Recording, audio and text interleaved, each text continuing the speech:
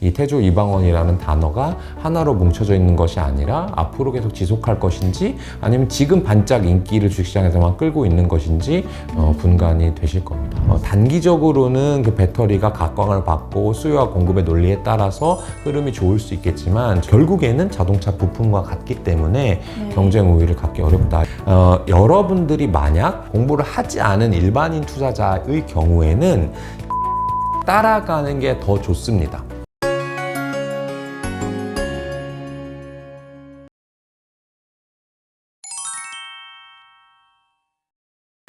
또 최근에 이제 업종 얘기로 좀 넘어가자면 요 태조 이방원이라는 말이 그런 단어가 핫했죠. 생겼더라고요. 네, 핫했던 업종들을 합친 말인데 지금 따라사도 괜찮을지 궁금해하는 투자자분들이 좀 많아요. 이게 하나로 뭉쳐서 이름을 만드신 분이 훌륭한 거지 실제로 그렇게 5개가 같이 움직이는 건 아닙니다. 맞죠. 그냥 전체적으로 아까 제가 우리나라 주식시장에 한 2,000에서 3,000개 있다고 했고 섹터로 하면 한 20-30개 섹터 정도로 구분이 되거든요.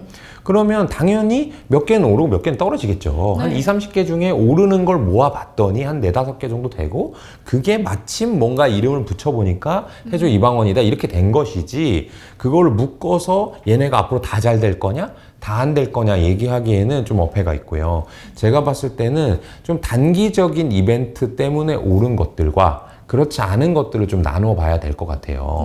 예를 들어서 태양광 이라든지 조선 같은 경우는 조금 이 비즈니스 사업의 호흡 자체가 길어요.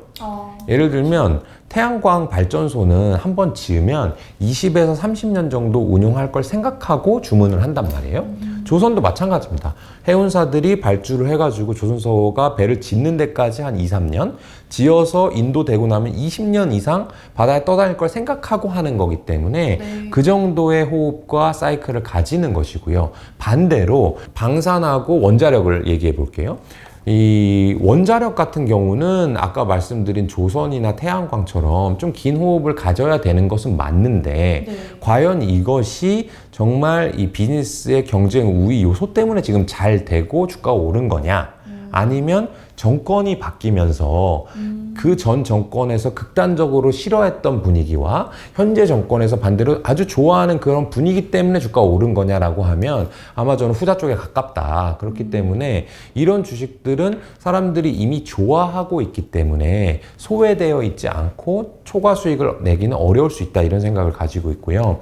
그다음에 방산 같은 경우도 사실은 지금 와서는 뭔가 다극화된 분위기 또는 앞으로는 방산을 모든 국가가 이 예산을 늘릴 거다 이런 식으로 얘기는 하고 있지만 이게 후행적인 요소라고 저는 보고요.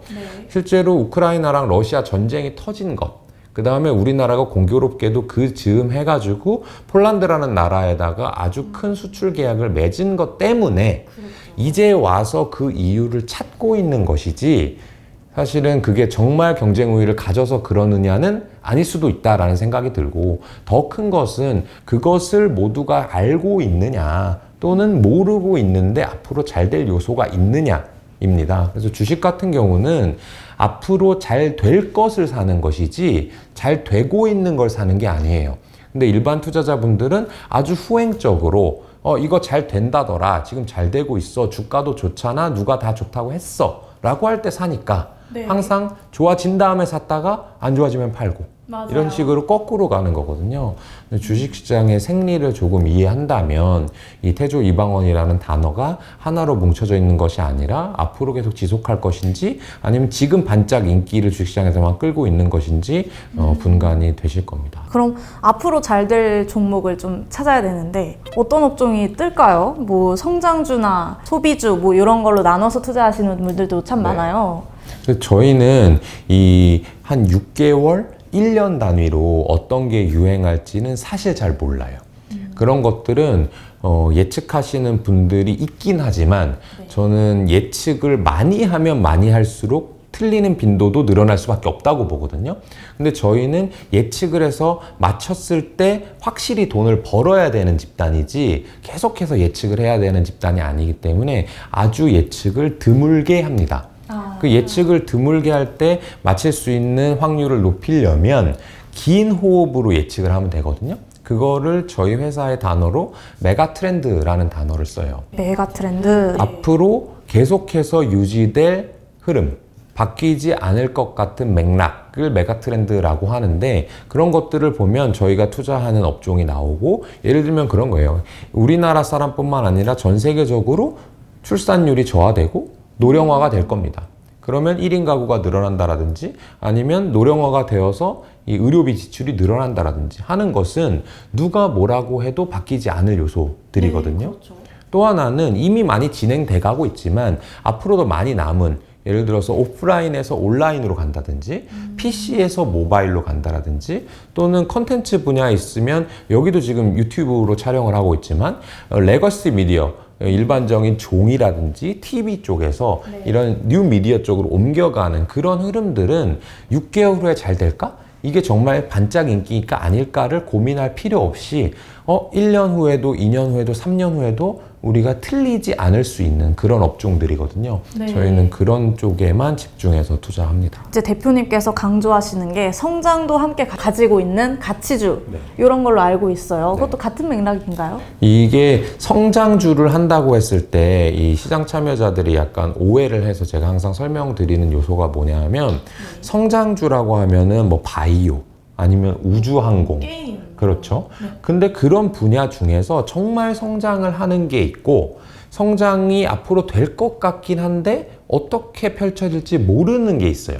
예를 들어서 앞으로 뭔가 우리 이 인간들이 지구에서 살다가 우주에 대해서 관심을 가지고 그쪽으로 뭔가 가긴 갈 거예요. 근데 제가 기자님한테 앞으로 10년 후에 우리가 우주항공 분야에서 달나라에 어떻게 모양을 가지고 살겠습니까? 라고 하면 대답하기가 어렵겠죠. 그 대답하기가 어렵다는 것은 어떤 식으로 기업들이 제품과 서비스를 만들어낼지 알 수 없다라는 거예요. 그거는 공상과학이라고 저희는 생각을 하는 거예요. 미래의 성장 산업은 맞지만 투자하기에 용이한 메가 트렌드와는 좀 차이가 있다. 그러니까 저희는 예측 가능한 분야에 투자를 하는 거고, 또 하나는 예측 가능한 분야라고 하더라도 너무너무 사람들의 관심을 많이 받고 조금 어려운 말로 가치평가 지표, 이 밸류에이션 지표가 높게 형성돼 있는 이런 회사들은 앞으로 성장을 잘 해야 본전이고, 혹시 잘 못하면 아주 크게 손실을 볼 수 있거든요.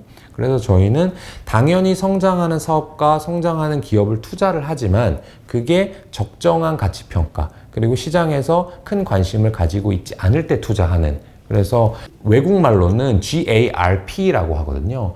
Growth as Reasonable Price라고 해서 요새 우리나라 말로는 가치 성장주, 성장 가치주라는 말로도 표현이 되고 있습니다. 아, 이게 GARP가 그거랑 같은 뜻이군요. 네, 그렇습니다. 이번에 기업들 2분기 실적 시즌이 마무리가 되면서 어닝 쇼크를 낸 기업들은 그러면 뭐 손절을 하고 어닝 서프를 냈으면 따라 사고, 이런 전략을 써야 될지 어떻게 보시나요? 실적 따라서 투자하는 전략? 그것도 케이스 바이 케이스로 접근을 해야 됩니다. 이 회사가 어닝 쇼크를 냈다고 해서 매매를 손절매를 해야 되느냐, 아니면 빠졌으니까 더 사서 평균 단가를 낮춰야 되느냐라는 것을 결정할 때 일반 투자자분들은 그냥 그날의 실적을 보고 이게 시장의 예상치보다 높은지 낮은지만 본 다음에 주가의 흐름에 따라서 매매를 해버리세요. 근데 실제로는 그게 어느 정도의 실적을 예상할 때 왜 그렇게 예상했는지, 그리고 이 실적이 나온 것이 잘 나왔든 못 나왔든 간에 그 기저에 어떤 이유가 있었는지를 파악을 해야 아까 말씀드렸던 메가 트렌드를 따라서 이 회사가 꾸준히 가고 있는데 잠시 뭔가 발을 헛디딘 것처럼 일시적인 문제인 것인지, 아니면 잘 갈 줄 알았는데 알고 보니까 이 회사는 전혀 관련이 없거나 뭔가 경쟁 우위를 상실해 나가고 있는 과정인지는 사실은 그 이면에 있기 때문에, 이게 어닝 서프라이즈, 어닝 쇼크 때문에 매매를 어떤 식으로 해야 된다라고 하는 것은 답변하는 것 자체가 조금 어렵고, 굳이 해야 된다고 하면 제가 이런 식으로는 말씀드릴 수 있을 것 같아요. 여러분들이 만약 공부를 하지 않은 일반인 투자자의 경우에는 시장의 흐름을 따라가는 게 더 좋습니다. 왜냐하면 이 주가가 오른다고 하는 얘기는 여러분들이 팔고 싶다는 얘기랑 비슷할 거예요. 네. 또 주가가 떨어지면 좀 더 사볼까 이런 생각을 하실 건데 실제로는 그 주가를 움직이는 사람은 누구냐? 그 주식을 정말 많이 갖고 있는 전문 투자자일 가능성이 높고 그 전문 투자자가 주식을 서프라이즈냐 쇼크냐 상관없이 더 많이 빨리 사니까 주가가 오르는 건데 주가가 오르면 뭔가 이유가 있어서 그렇게 하시는 거고 주가가 떨어진다는 것도 지금 잠깐 뭐 주가가 흔들리는 것 같이 생각하겠지만 이 이면에 있는 것들을 분석한 전문 투자자는 정말 이거 아니겠구나 해서 당장 오늘이라도 주식을 팔아야 되겠다 했기 때문에 주가가 떨어지는 거거든요. 그래서 사실은 공부를 안 하시는 분들은 직접 투자를 안 하는 게 정답인데 난 어쩔 수 없이 하고 싶다라고 하시는 분들은 그 전문 투자자가 움직이는 이유가 뭐고 그 방향에 굳이 거스르지 않는 방향으로 투자하시는 것이 조금이라도 승률을 높이는 방법이에요. 무조건, 그러니까 대표님은 원칙이 확고하시네요. 네. 잘 알아야 투자를 한다. 그렇습니다. 그래서 뭐 반도체, 2차 전지 이런 게 흐름도 좋고 핫하긴 한데 뭐 자동차라든가 이런 실적이 좋았던 주식들이요. 근데 그 산업을 잘 이해를 못하면 좀 투자도 숙고를 해봐라. 그렇습니다. 예를 들어서 반도체는 제가 전혀 이해를 못 하겠으니까 투자를 거의 안 하는 케이스이고요. 그다음에 자동차 같은 경우는 제가 그 자동차를 만드는 법은 반도체처럼 이해를 못하는 건 사실이에요. 하지만 소비자가 자동차를 선택하는 것은 그 안에 있는 뭐 설계도라든지 엔진을 보고 선택하는 것이 아니라 그냥 차량의 브랜드, 차량의 대략적인 가격이나 디자인을 보고 선택을 하기 때문에 자동차는 충분히 소비재의 영역을 갖춰 있고 있다 이렇게 보고 있는 거고 그 안에 있는 예를 들면 2차 전지 배터리라고 해보면 우리가 자동차를 살 때 이 엔진이 뭐 V6, V12 무슨 몇 기통에 몇 cc니까 라고 해서 사시는 분들은 아주 차 덕후 몇몇이고 드물죠. 드물어요. 대부분은 내가 좋아하는 신뢰하는 브랜드인데 디자인이 요새 잘 빠졌어. 근데 가격이 좀 괜찮네? 그러면 사는 거거든요. 네. 그렇기 때문에 앞으로도 그 엔진을 대체하는 게 일종의 배터리라고 볼 수 있는데 그 배터리가 LG 에너지 솔루션이면 난 너무 사고 싶고 SK 이노베이션 배터리면 나 그 배터리는 안 써 라고 과연 할 것이냐. 그렇지 않기 때문에 소비자의 선택의 결정적인 요소가 아닌 것이고 그런 결정적인 요소를 갖추지 못한 회사들은 결과적으로는 이 교섭력이라고 하는 이 자동차 회사와 배터리 회사 간 뭔가 거래를 함에 있어서 힘을 잃어갈 수밖에 없다. 그래서 단기적으로는 그 배터리가 각광을 받고 수요와 공급의 논리에 따라서 흐름이 좋을 수 있겠지만 저희는 장기적으로는 결국에는 자동차 부품과 같기 때문에 경쟁 우위를 갖기 어렵다. 이런 식으로 어떤 업종을 판단합니다. 좀 소비재를 사랑하시네요. 그렇습니다. 그러면 이거 이제 준비된 질문은 아닌데 경제 경영을 전공하지 않은 분들에겐 네. 투자할 때 일단 재무제표를 보라는 것부터가 장벽일 텐데 재무제표에서 딱 요거만 봐라. 좀 조언을 해주실 수 있을까요? 그게 없어요. 주요하게 봐야 되는 지표가 있을 수가 없는 게 예를 들어서 이 영업이익률이라고 제가 가정을 해볼게요. 어떤 분이 이 자리에 나와서 영업이익률이 제일 중요합니다. 높은 회사는 좋은 거고 낮은 회사는 안 좋아요 라고 얘기를 했다고 가정을 해볼게요. 그러면 영업이익률이 높은 회사는 소프트웨어 회사를 가정할 수가 있겠습니다. 외국 회사를 얘기해 볼게요. 구글이라든지 마이크로소프트 이런 회사들은 이미 개발된 소프트웨어를 온라인을 통해서 판매를 하니까 영업이익률이 높을 수밖에 없어요.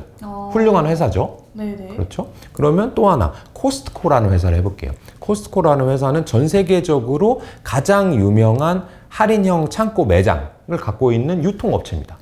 근데 코스트코는 영업이익률이 낮을 수밖에 없어요. 왜냐하면 이쪽에서 사와서 가져가 놨다가 이쪽에 파는 거니까 일종의 유통마진만 붙이는 거니까 이들이 뭔가 생산하는 게 아니거든요. 그러니까 부가가치가 낮을 수밖에 없습니다. 하지만 그렇다고 해서 코스트코가 이익률이 낮으니까 마이크로소프트보다 무조건 안 좋은 회사냐? 그게 아니라 실제로 다른 업종에 있기 때문에 영업이익률이 다른 것뿐이고 코스트코라는 회사는 예를 들면 월마트라든지 이마트보다 더 훌륭하다고 추앙받는 이유는 그런 식으로 영업이익률을 조금밖에 안 남기니까 소비자 입장에서는 내가 월마트 갈 바에는 코스트코 가가지고 더 싸게 좋은 품질의 물건을 사고 싶다. 그러니까 소비자들이 거기를 택하는 거고, 이런 유통업이라고 하는 건 앞으로도 수십 년 동안 안 없어질 거니까 코스코라는 기업이 주가가 계속 높이 올라갔던 거거든요. 그러니까 이런 것을 제가 하나의 예를 들었지만, 어떤 지표를 딱 주고 이게 높으면 좋아, 낮으면 안 좋아, 이 정도 이상이면 사야 돼, 팔아야 돼, 이런 얘기를 할 수는 없고요. 제가 여러분들께 말씀드리고 싶은 건 뭐냐면, 그 이해할 수 있는 범위의 업종과 기업을 선택했다면 재무제표를 보는 게 어렵지가 않아요. 근데 왜 어렵다고 생각하느냐? 잘 생각을 안 하고 아무 데나 들어가서 내가 모르는 기업인데 그냥 전자공시에서 재무제표만 보니까 까막눈처럼 보이는 거죠. 근데 만약 여러분들이 카페를 창업해가지고 그 카페의 주인이 됐다고 보면, 커피를 몇 잔 팔면 얼마 남냐? 그게 매출액인 거고, 그 매출액에서 원두값도 내야 되고 임차료도 줘야 되고 알바생 직원 월급도 줘야 되고 하다 보면 그걸 영업 비용이라고 하는 거고, 매출액에서 영업 비용을 뺀 게 영업 이익인데, 영업 이익이 꾸준히 잘 나면 좋은 회사, 더 많이 나면 더 좋은 회사, 아니면 뭔가 안 좋아지는 회사, 이렇게 생각하다 보면 여러분들이 실제로 가계부를 적는 것, 또는 자영업을 하거나 앞으로 꿈꾸시는 분들께서 이 정도 이익을 버는 회사, 버는 가게라면 내가 권리금 얼마를 주고 인수할 수 있겠어 라고 하는 이미 잘 알고 있는 거래 방식을 재무제표의 그 계정들과 매칭만 시키면 되는 거거든요. 그래서 사실은 재무제표가 어려워 보이지만 여러분들이 이미 다 하고 있는, 내가 월급 받아서 그거를 생활비 얼마 쓰고 얼마 남는다 라고 하는 거랑 똑같은 거예요. 그래서 한 달이면 충분해요. 한 달이면 재무제표 앞에서 쫄면 안 되겠네요. 네, 그렇습니다. 또 이제 마지막으로 개미들을 위해 투자 마인드를 좀 더 조언해 주실 수 있을까요? 네, 여러분들께 제가 드리고 싶은 말씀은 작년쯤에 제가 드렸던 거랑 정반대 얘기를 드리려고 해요. 작년에 제가 뭐라고 말씀드렸냐면, 재작년과 작년에 벌어들인 여러분들의 수익률은 여러분들이 잘해서 벌어들인 수익률이 절대 아니다. 그냥 주식시장이 올랐는데 우연히 여러분들이 주식시장에 참여하고 있었을 뿐이다. 네. 그러니까 자만하지 말고 수익은 실현하고 공부하는데 시간을 투입해라. 근데 반대로 지금 주식시장에 늦게 들어왔거나 아니면 이미 수익을 났지만 다시 손실로 바뀌신 분들도 꽤 계실 텐데, 그런 분들이 작년 1년 동안, 과거 1년 동안 손실을 입었거나 주가가 떨어진 것은 그건 또 여러분들이 못해서 그런 것이 아닙니다. 그냥 경기가 좋았다가 한번 좋아지면 또 한번 안 좋아지는 거거든요. 그 얘기는 다시 좋아질 국면이 생기는데, 혹여 포기하고 싶은 마음이 든다 하더라도 지금은 경기가 안 좋은 시기니까 지금 포기하면 너무 아까울 거고요. 다시 경기가 올라가는 시기가 반드시 올 수밖에 없습니다. 네. 그럴 때까지는 공부하면서 조금 기다려 보시면 좋을 것 같아요. 같이 공부를 하면서 좀 존버를 해보면 네. 괜찮을 것 같네요. 네, 오늘 이제 김현준 대표님과 증시 투자 이야기 많이 나눠봤는데요. 저희 다음 이 시간에 또 기회 되시면 찾아주시고요. 네, 고맙습니다. 경기 개선될 때까지 함께 공부해 주시면 감사하겠습니다. 네, 감사합니다. 고맙습니다.